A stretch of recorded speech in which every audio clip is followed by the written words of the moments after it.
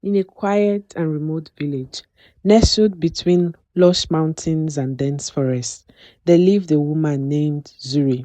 Her beauty was like no other. Her radiant skin seemed to glow under the sun.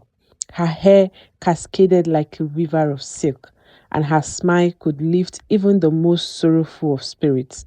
More than her beauty, however, Zuri was known for her kindness. She used her immense worth to help those in need, feeding the hungry, clothing the poor, and building homes for the homeless. Despite her generosity, she lived alone, isolated from the world by a secret that she guarded with her life. Zuri's riches came not from hard work or fortune, but from a dark curse cast upon her family generations ago by a powerful witch. The witch, wronged by one of Zuri's ancestors, caused the family to unimaginable wealth, but at a terrible price. With each generation, one family member will be born half human, half snake. Zuri was the one in her generation to bear the curse. By day, she will be a beautiful woman, adorned and admired by all who met her. But by night, her legs were transformed into a long, glistering tail of a serpent, her beauty mingling with the terrifying mystery of the snake. Her family, however, saw her not as a daughter, but as a key to their wealth. They treated her like an object, keeping her hidden while reaping the benefit of the curse. As they say, money is the root of all evil. Unable to bear the way she was treated, Zuri fled from her family, seeking solitude in a remote village where no one knew of her curse. She lived in a grand house far from the center of the village, where she continued her philanthropic work, giving generously to the people around her. But despite her kindness, Zuri kept to herself, rejecting countless suitors who came to ask for her hand in marriage. She feared that if anyone discovered her secret, they would turn on her, just as her family did. Among the villagers was a young man named Koffi, who had admired Zuri from afar for years. He was a humble farmer, not wealthy or powerful, but his heart was pure, and he loved Zuri deeply. Though he had never spoken to her, every night he would dream of her, visions of her radiant smile, her kind eyes, and something else, something mysterious that he could not quite place. Though he longed to speak with her, Koffi never found the courage to approach her. He feared that if he did, she would reject him as she had rejected all others.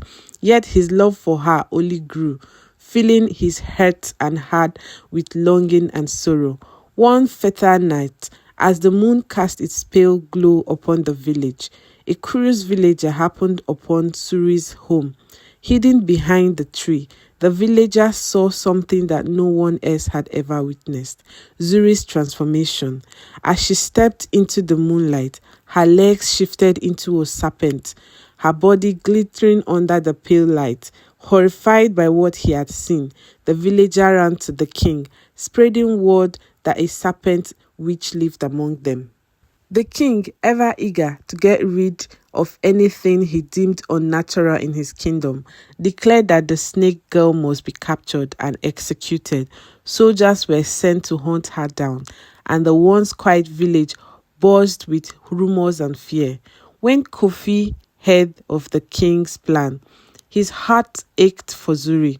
He could not let any harm come to her, no matter the risks. That night, he went to her home, finding her preparing to flee. "Zuri," he whispered, stepping out from the shadows, "I know your secrets, and I do not care. Let me help you. Let me protect you."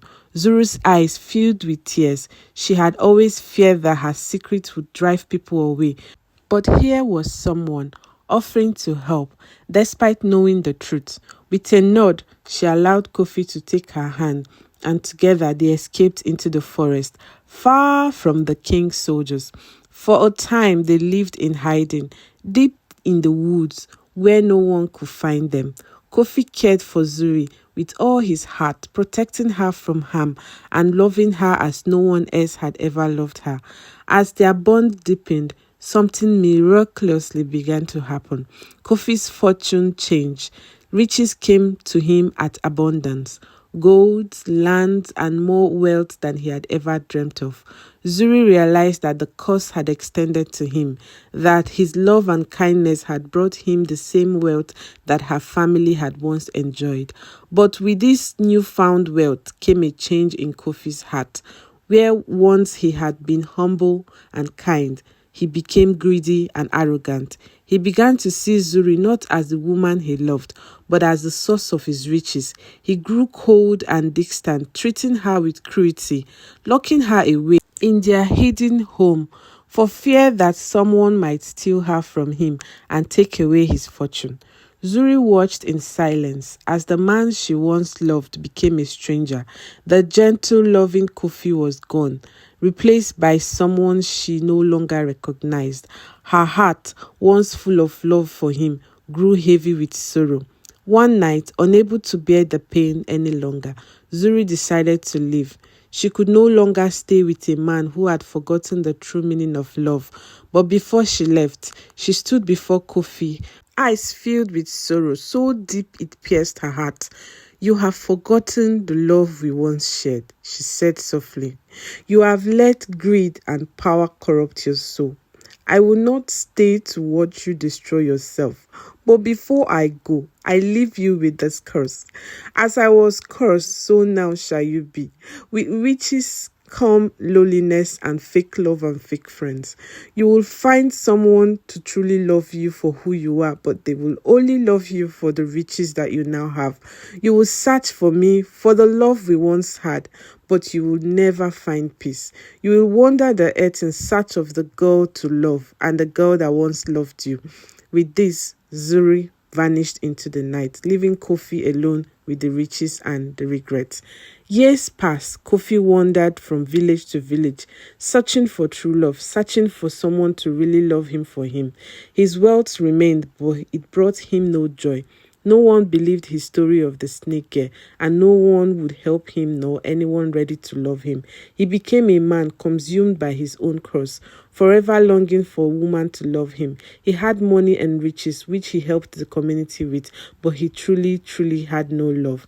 And so the legend of the cursed beauty Zuru and the man who lost her to his own greed became a tale whispered across the land. A reminder that love is more valuable than any riches and that greed can destroy even the purest of heart. The moral of the story is true love cannot be measured by wealth and greed.